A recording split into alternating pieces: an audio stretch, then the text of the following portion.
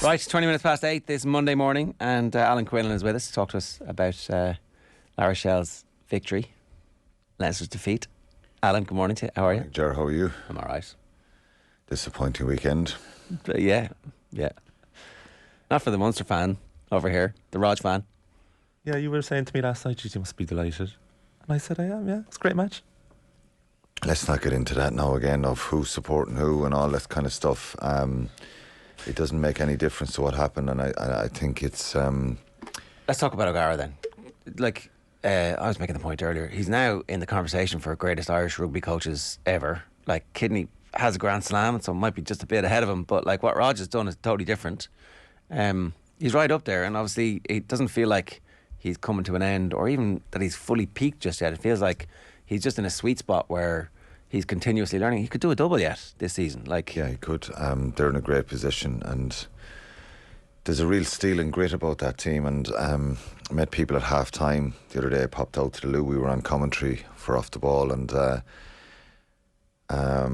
I still thought Leinster would kick on in the second half. That Satini try just before half time always gives the team who were way behind a lift.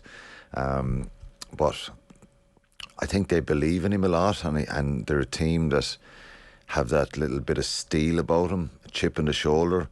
There was, a few things that Gregory Alder was saying about being disrespected, all that stuff. But I think they had that mentality that it's real backs to the wall stuff. We're going into the Aviva here, and obviously they're very well coached, and the players love him. I was there a few weeks ago. Aisling and myself were over. We were doing a thing for Irish Ferries and Off the Ball. It's going to come out in the next couple of days. And we went to the game, and that evening, and I was blown away by the crowd at the stadium. Yeah. La Rochelle, what it means to them. There was brilliant fans. Bands playing. Literally some, speaking to one or two of the French people who could speak English a little bit. You could just see, one guy said, "This is our lives. This is our life every week." It kind of reminded me of, some of the lower tier Premier League or soccer teams in England where, whatever team you're supporting, we go on Saturday, we get on the buses, we head off. This is our week, this is our lives. And La Rochelle reminded me of a little bit of that, because we were... La Rochelle is tiny, by the way, 70,000 population in the city, and obviously small. There's a big hinterland where people would they'd be the local team, so it's bigger than that. But we shouldn't lose sight of the fact that it's not David versus Goliath, because their budget is huge, but at the same time it's an incredible thing for a place that size to have fostered this level of support and now of achievement. And in 2014 they're still in Pro D2, so this is only their fifth season in Champions Cup, and they've won it twice, so it's an incredible achievement. But the point I'm making a few weeks ago is I'm watching a team here, and if you told me that they're going to win the Champions Cup, I'm thinking, because they had their stuttery moments against Ulster. They won 7-3 in January, the game out there. The weather was horrendous, but they didn't look like champions. The game in Dublin, they were very comfortable in December when it was moved from Belfast to the Aviva. Very good performance in the first half, but they let Ulster right back into that game. So they didn't, and Ronan would probably say that they didn't look, they were building, they were very much up and down at times. Gloucester should have beaten them a few weeks ago, Jaron, round 16. That's 5 or 6 weeks ago now. Gloucester, they to get a late try to win that game, so they nearly went out of the competition. But in the second half on Saturday, obviously they got their championship minutes, as they call it, and they got you could feel that momentum building. But it's not a surprise. I saw Ronan in the dressing room with those players. I went down afterwards. I was in the dressing room. Guys just kind of fist pumping him, and he was one of the lads, really, which I was really intrigued. I kind of sat back watching it, and he seems to manage. It doesn't surprise me, because I know him and I played with him like that he wouldn't be one of these kind of strict, don't get involved with the players and, keep that distance, and I've got to be seen here now to stay away from him. He's one of the lads around her, but he's so open and honest that that's the only way he could do it. Yeah. Just be himself. In other words... Well, I don't know if you heard that interview that you were just coming in there, but his conversation with Aisling, it's remarkable, and I think it's up. I think it should all be up on our social, and we can just bubble it up again to make sure you see it. But he's talking about meshing those cultures and listening to those people from all around the world so that you get the opportunity to understand them properly. Like, basically, it's emotional intelligence, right? Yeah. Which I don't know how many of your coaches along the way you might have had. There's a bit of Alan Gaffney in that, was there? Yeah, there was. Yeah, I think all the coaches I would have had, they're all different. You were coming through at a time when it was like, you get out there and you kill or be killed. Correct, and don't get to know the player. Essentially, was a lot of it. Declan Kidney was the one that all my generation say particularly the Munster guys. He got to know you. Right. He wanted to know what was going on at home, how you were behind the scenes. Others, and it's no blaming any of them. We're so focused on these guys have to turn up, do the job, and I don't need to have any of their problems. Roger's the kind of fella has a great balance and all that stuff. I've always said this, even as a player, if he stood up on a Monday morning after we lost with Munster, he had this ability to give you an absolute roasting, but also make you believe you're great as well.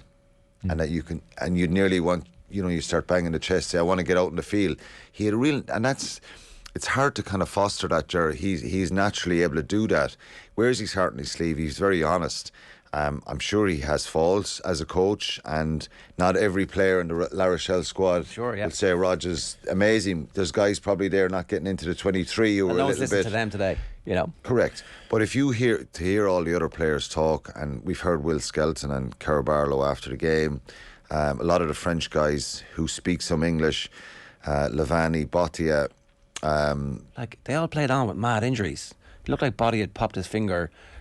Skelton was on the ground when it was of no benefit for them to be on the ground for ages with what looked like a knee injury, and he played basically under 20 minutes. It was still excellent.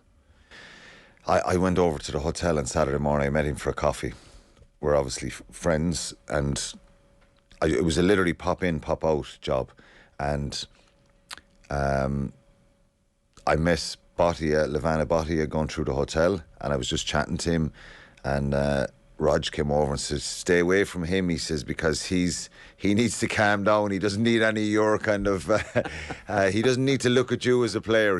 I need to keep him calm today. And I was just laughing, thinking, God, I don't know, just for the coach to be like that with one of his players. So he's the kind of coach you'd love to play for.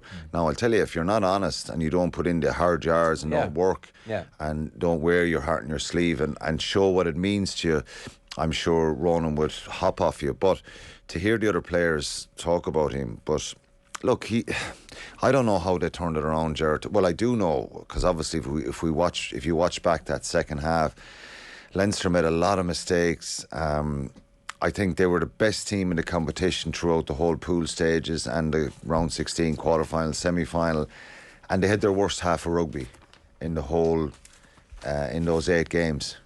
So I think they lost control, and there's a mixture of, obviously it wasn't just Leinster playing bad, it was La Rochelle were brilliant and Leinster struggled to exit, and their kicking game deserted them. They had to make so many tackles in that second half, and to be fair to them, I actually thought you've got to weather the storm sometimes to win trophies, to really dig in. And I thought up to the point that obviously George Henry Colomb scores that try, that Leinster this is the part they'll be most proud of, the way they've defended this second half. They came up with some incredible turnovers. Dan Sheehan had one over near the touchline, far touchline, when they were a couple of yards out. Robbie Henshaw. The one in Caelan Doris for me is very, very questionable. And they kicked that penalty, La Rochelle. There's not enough La Rochelle players there clearing him out. Jakob Piper said he had hands on the ground. Again, technically, he's probably correct, but it's a very harsh penalty. And, again, the referee comes into focus, but I don't know. I thought Jakob Piper was hard on La Rochelle in the first half and maybe a little bit hard on Leinster in the second half. So it was a mixture. But I thought the referee wasn't the influential factor in this game at all. I thought he had a good game, Jakob Piper, and it's not a game that you could start saying the referee's at fault here. Just going back to Leinster's performance, for you, what did they do different tactically versus last year's final to start so well? They just executed brilliantly. But you notice a big difference. Well, when you've a line out, and what I noticed on Saturday was their intent and their aggressiveness and the way they attacked the La Rochelle breakdown, and their body language. They looked really, really pumped up. And I just wonder, in a sense, did they emotionally go to a level that it dropped a little bit, and they, like, it wasn't as if they lacked any sort of effort in that second half, but I think they lacked a little bit of calmness and a little bit of rugby intelligence, in a sense, about control. Look, there's a couple of mistakes there that are crucial. You know, they passed back in twice. Jamison Gibson Park kicks it when you can clearly hear Jakob Piper saying it was just on the 22 that it's taken back in. His kick goes out in the full. You're just psychologically, La Rochelle are going again, line out. James Lowe did the same thing, basically. James Lowe sliced off the boot, and then he cleared another one as well. So there was 3 kicking incidents there that are unlike Leinster, and they're still brilliant players and they're still world-class players in that Leinster team. But just a couple of those things, and they started, like, they were just very surprising. You're like, wow, that's not Leinster. They usually do those simple things really, really well. And when you think of their kicking game early on, and, you know, the 50-22 from James Lowe, sublime, incredible, the way they executed that. And it just, now, maybe it's down to the pressure and the level of pressure, and that La Rochelle are a team that are really tough and gritty, and they're so hard to shake off. Most teams would have bottled and kind of, you know, went away after being 17 points down. But there's a fair bit of steel about them, to be fair. I think one of them afterwards said our plan was, look, they're going to start really well, and if it's 20-0 at 20 minutes, and it was 17-0 at 20 minutes, so we were calm under the post going. They didn't have that conversation, Jared, as regards, well, if we're 20-0 down. I think that no, but of course, it was probably mentioned just here. In case. And you know what? It's like ticking every box. So you look at the permutations before a sporting event, and you think, obviously, we want to score early. We want to start well. We want to silence the crowd.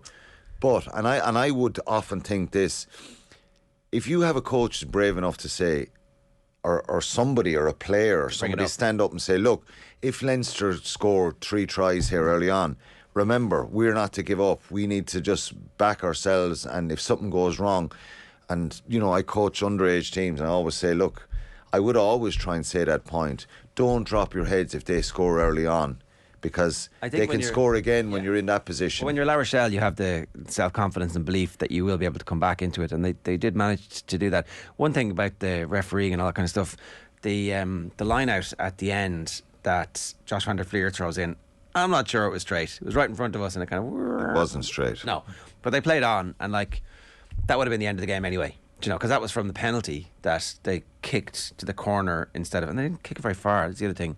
Kick to the 22 instead of kicking deep, which... Well, La Rochelle would have been asking if Leinster scored off that. La Rochelle would have been given out saying that, that it wasn't straight. You can complain about all you want, but like it was literally right in front of where we were, and Ben's the dog's leg was the ultimate voice behind me in the crowd. Do you know how long Leinster spent 16 seconds in the La Rochelle half, up to the point of the final few minutes. George Henry Colom's try, from half time up to the try? 16 seconds. So no control of the game. Where does that come from? It's territory. It's execution, number one. Is it also like the decision every time they got the ball back, the first thing they did was kick it away, and it felt a little bit like your kicking game isn't going well. So they kicked the ball 30 times in the game. La Rochelle 24. Leinster barely had the ball though. Yeah, but when Leinster had it, they probably could have played a little bit more in their own half. Yeah, why didn't they? Because I think they're trying to protect the lead, and I think someone like Johnny Sexton not being out there is a massive loss to him. James Ryan going off was crucial, really, really crucial. Tyg Furlong going off. Furlong wasn't fit. Yeah, and he wasn't doing the full warm up with everybody else. Somebody said he missed the captain's run. But they're big players to go, and you know, Jason Jenkins is not the same as James Ryan as regards. He's a big physical player, but James Ryan and the line out, his presence around, his leadership. La Rochelle won 15 lineouts out of 15. you got to steal one or two of those lineouts. Yeah, they didn't Where's try the and steal pressure? any of them. No, where's the pressure? They'd obviously in the decided air? that they were so And scared. they conceded and they conceded a lot at the front. But these were out the field as well. They conceded a lot at the front. Will Skelton ends up starting to win lineouts in that second half because there's literally no contest. And then, so the hooker Bougary he doesn't even have to throw it high. Yeah. So then the maul was very good. Yeah, of course. You know the maul is coming, but you can't stop it. That's a. If you stay down on every lineout, you've got to get bodies in the air and try and go after some of their lineouts. Again, that didn't work for them. And look, you're trying to pick holes here and see what went wrong. The most obvious one, and the reason why Leinster lost this game, is their kicking game was really poor. And if you're continuously even putting the ball down the field for some of the longer kicks, I thought the full back for La Rochelle was outstanding, Brice Doolan. He knew little pockets where to run, where there was a little bit of space that, okay, he's going to get tackled, but he's going to get 20, 30 yards back. Yeah. He puts them in a good point where they play. And they felt, in the first half of that game, James Tracy and I were obviously doing the commentary, and we're looking down and we're literally nudging each other and we're going, look, Leinster kicked downfield in some of the kick tennis, and the La Rochelle guys, I thought, honestly, they're walking. I thought they were out on their feet. To see the difference in the second half of those guys running back, trying to get in shape, get organised, and of course then their big players played. Skelton, Antonio, Aldred was outstanding, Bottia. They start making carries and persistent carries, and no matter who you are or how good you are, when you're continuously having to make those tackles, and if you look at the stats, again, Leinster tackles. They made 183 tackles to La Rochelle 73. So people talk about the physicality of rugby. You get exhausted. If you're as 23 players, okay, for La Rochelle, they make 73 tackles between 23 of them. So how many tackles is that per man on average? It's and some of them are up at 16, 17. Yeah. So some players are making one tackle, two tackles. It's the defensive stuff that knocks the stuffing out of you in the game. So 73 tackles for 23 guys. All their bench came on. Well, maybe the scrum half didn't, but say 20 players, it's 3-4 tackles per man, 3 tackles per man, and obviously their back rowers and some of their forwards, as you say, very high. So that tells Leinster 183 tackles. So they got fatigued and mentally fatigued. It was supposed to be there to Leinster's advantage that we're going to be the fitter team in the last 15 minutes, and we've been telling ourselves that in Irish rugby a lot. It's like, but it only works if even La Rochelle fans at the start of that game were thinking, we're done here. Everybody in the stadium. And is Ronan O'Gara the only person in that stadium, knowing him the way you do? What's his mindset like at 17-0 down? Is he staying relatively calm and composed? I was thinking, and it's obviously Ronan, the head coach, but what about the other coaches? Donncha Ryan, he's got to get a forward pack together, and literally, you can go in a situation like that and start talking about the backs, and the backs coach can take the backs, but it's up front, it's the forwards. He's got to go after that forward pack. Particularly with some of the tries. The first Dan Sheehan try, they're asleep at the line-out. It's brilliant execution from Leinster. The second Dan Sheehan try, there's about 6 defenders on the blind side, and they're all looking in at the scrum at where the ball is, and the ball floats over them. The hooker pushes in, Jamison Gibson Park. It's a brilliant pass. So I think he's really central to that, what Donncha Ryan has done for them as well. Could you nearly give too much credit to Ronan O'Gara here at 17-0 down? Was it the players themselves who took it upon themselves to be like, this is going to be embarrassing? It's a mixture. But it's also the culture he's created, isn't it? You need leaders. Well, obviously, if you've had situations before that you've been behind and you've kind of fought back, yes, you have that. You need leadership in players. But look, I think obviously Dante's try gives them a lift. Yeah. They're down to 14 men. Then Kerr Barlow's in the bin. And then Satini's try is really crucial. That just goes, here's the evidence. We're now within touching distance. And in very simple terms, you're thinking, we score first in the second half and we close this gap a little bit. And when it comes back to 6, then you're that one score. It naturally changes. Satini nearly scored another try only for Hugo Keenan's tap tackle on the ankles. And that was just before and so the next little score, bits like that actually gives you belief that this is changing, dynamic is changing here. So they held on to the ball and they had the vast majority, obviously, of possession in the second half. They had so much possession and the territory was really crucial. What about at the end, right? So Leinster do make the decision to kick for the corner, kick to the 22, and, you know, again, if they could have the decision again, are they better off taking whatever percentage kicking you're going to get from Ross Byrne? Because you'd forgotten, I'd actually forgotten when Josh van der Fleer has the ball in his hand, like, hang on a second, of course, Keller is gone. And it is crooked. Like, it should really have been a turnover ball. Well, why didn't he have a shot at goal? I don't know. That's what I'm asking. Did you think that at the time, watching? Straight away I said he's got to kick this. Well, like, the crowd is like, and we've been told about his kicking percentages are so high. Well, it's you going back to that Australia moment where here's a guy in 6 months. When was it, November? Yeah, is it 6 months? Yeah. So here's a guy 6 months ago who comes on in a big international against Australia, and he kicks a penalty. It's at the other end of the other side of the field, and it's from the right hand side. Not favourable for a right-hand kicker, and he slots that. They were the two conversions that he missed. Actually, were a fairly similar angle, I think, if I'm not mistaken. From the ones he kicked against Australia, yeah. So here's one on the other side, on the 10-yard. It's on the 10-yard line, 5 metres in. It's not easy. It's not an easy kick, but we can't get away from that. If you miss it and it goes short, the ball's in play. Or else they're dropping out. Yeah. And you get a chance to nearly have a rattle again. So it's not as if you're kicking it dead and it's a 22. And that they go right down to your end of the field. They've got to drop the ball out from behind the goal line. Good kick chase, even if it doesn't go over and you make a tackle, they've got to clear it to touch. Now so there's a chance you get it back. So I think that's a mistake.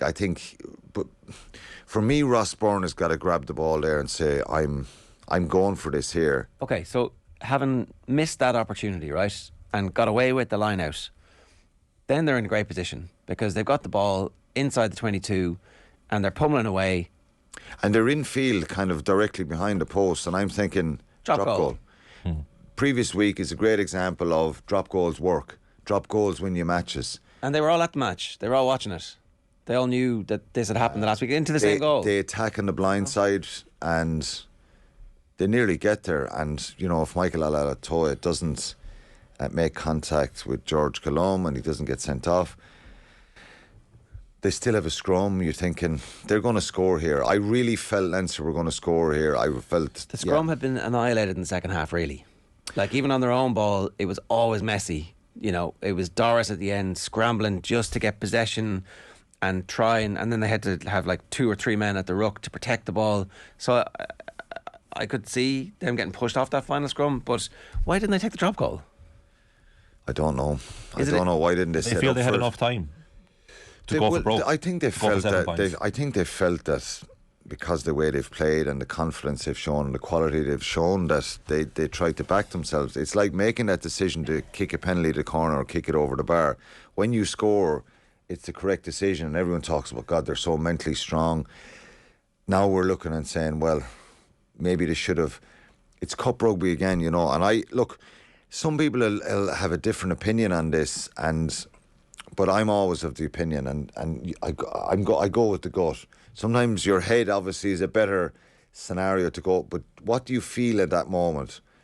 And what would you feel if you were out there? And I would feel, and I've often had the argument over the years with Ronan or Paul O'Connell saying, take the points, or, you know, and they'd want to go to the corner, and they have, and then we score, and I go, sorry about that, lads, you know, or vice versa. But I remember one standout moment with O'Gara back in Leicester in 2006, I think it was, and there's a penalty literally just inside the half against Leicester, and none of us are thinking he's having a shot at goal here because it's a long, long way out, and before you know it, he's the ball in the hand and he's just gone. Yeah.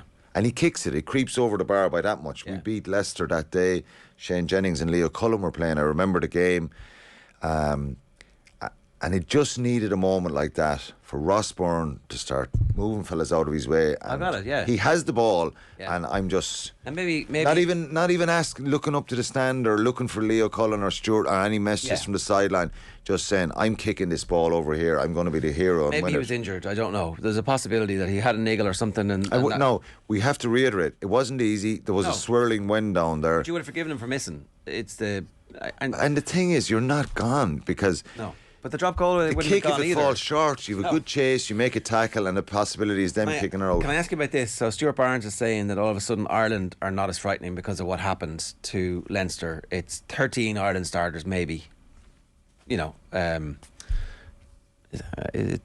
probably 12 at least. Yeah, you've Mac Hansen who's in the mix, Peter O'Mahony and Tyburn. Yeah. And Bundyaki. So Bundyaki, obviously, you know, it's Henshaw Ringo is probably ahead of him. Yes, correct. So you've 11 or 12. Of course, they're all going to cling on to this now.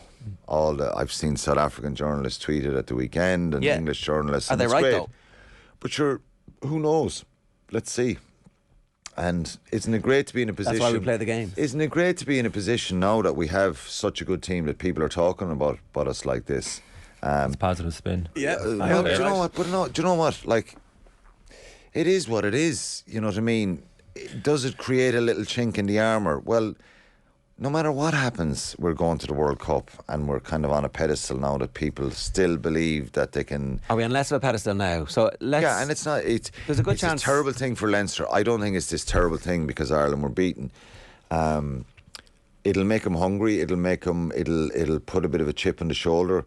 Obviously, Leinster winning at the weekend would have been a much better scenario going to the World Cup. It would have been better for Irish rugby. You know, they'd go into camp in the summer, European champions, a little bit of a swagger. It gives you extra energy. But I don't think, no matter what happens at the World Cup, we know, and there's no need to get into all the permutations now, it's going to be incredibly different. It does, and this is something that they've got to now mentally absorb and deal with, that this question is going to come up. It's going to come up at press conferences at pre-World Cup. It's going to come up at the summer warm-ups. Well, Leinster, you know, the power, the physicality, it's come back to bite this Irish team again. But different coaches, different mindset. And I honestly think Leinster were a little bit naive, and I think... In the second half? Very much so. And the coaches have to take responsibility for that as well. This isn't all on the players. There's messages going in and out there, and they've got to take it as well. You know what I mean? If I was the forwards coach for Leinster, I'm wondering where is that line out defence? Why is my scrum under so much pressure? You know, you can't just pin this all on the players. I think the coaches have to take ownership here as well from Leinster as regards what went wrong, what kind of messages were being sent out during the game. There was some individual errors that are very hard to control, but it isn't completely on the players because, again, if you kick the ball down the touchline, they score, Gerard. It's Leinster. This is what they do. Yeah. Well, in the cold light of day, in the first video analysis session of this game with Leo Cullen and the staff, I don't think Stuart Lancaster will be a part of it, but what are the players anticipating will be brought up first? Like, you've identified a number of areas where they fell short in the second half, but what was the most glaring deficiency that Leinster had? Their kicking game. Was it in the second half? Their penalties. All down to one man? No, it's not. It's not. It's down to the. It's down to the pressure they were under, I think. Yeah, look, they're under phenomenal pressure. Like, this isn't a hanging out job here that Leinster capitulated. La Rochelle were superb in that second half. The pressure and the way they played was honestly surprising. I didn't think they could sustain it. I always thought before the game that La Rochelle needed a good start in this game, that if Leinster tear away, chasing them is an impossible task. But there's similarities to last year's final, Column, where Leinster are 8 points up last year. They're in control in that second half in Marseille, and their kicking strategy and execution let them down. They bring La Rochelle back into it. I don't know if you remember the ball, the drop goal from Brees Doolan goes behind the goal, mix up between Sexton. Yeah, they clear the ball poorly. La Rochelle get a line out a couple of yards out, and they score. Bougary scored a try. So those moments, and look, their luck deserted them a little bit, but you know, the penalty count, the maul meters in the game were 58 maul meters to La Rochelle, 0 to Leinster. That seems small, the 58. It felt like 200. But sometimes, and maybe looking back at this, maybe it's something for Ireland to look at. And Ireland's maul has been very good. Yeah. Look what it did in New Zealand last year, scoring maul tries. Yeah. Leinster didn't maul at all on Saturday. No. So, I think they tried to once, but then they ended up going wide off so it they've quickly. no meters, yeah. So they do a lot of the rip off when they win the line of rip, it's peel around, hooker coming around, hitting Gibson Park, looking for width. Maybe that's something they look back and say, look, we should have kind of mauled things up a little bit here, taken them on and actually bucked the trend here of the expectation of the big, strong, physical pack. I know it's difficult for when you have Will Skelton in there, but Leinster didn't have any problems with Mafu, the Toulouse second row, who's nearly bigger than Will Skelton. And that Toulouse pack is enormous as well. So there's certain things, that will look back and really frustrate him. The obvious ones were the kicking game in that second half and finding, territory in the right areas. If you remember the Jimmy O'Brien contest with Raymond Rule, inside the Leinster 22, the La Rochelle 22. Yeah. Is that a penalty? It is when you look at it in slow motion and you see that Rule kind of just gets the ball just before Jimmy O'Brien collides with him in the air, and then the ball bobbles on the ground. Leinster snaffle it up and you're thinking, what a moment, and then it's a penalty.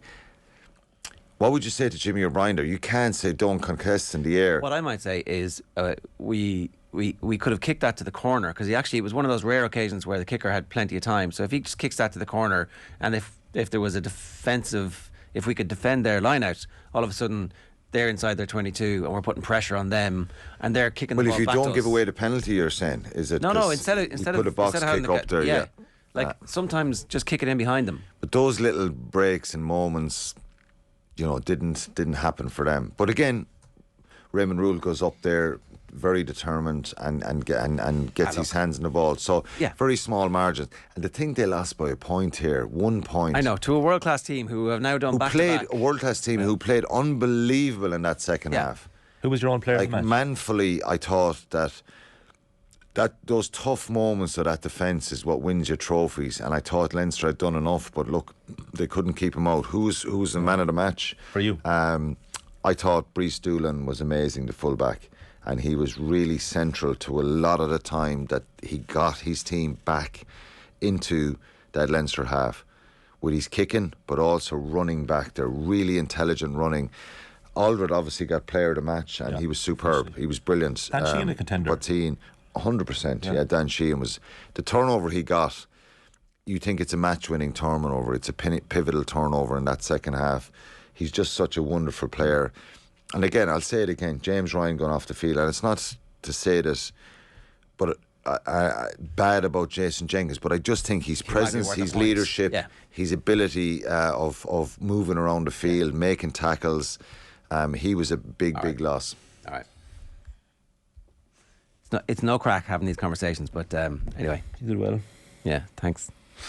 Patronising git. OTB AM live with Gillette Labs. Get the ultimate shave or your money back. Neon Night Edition is available now. Quinny, thanks very much. Cheers, thanks, sure.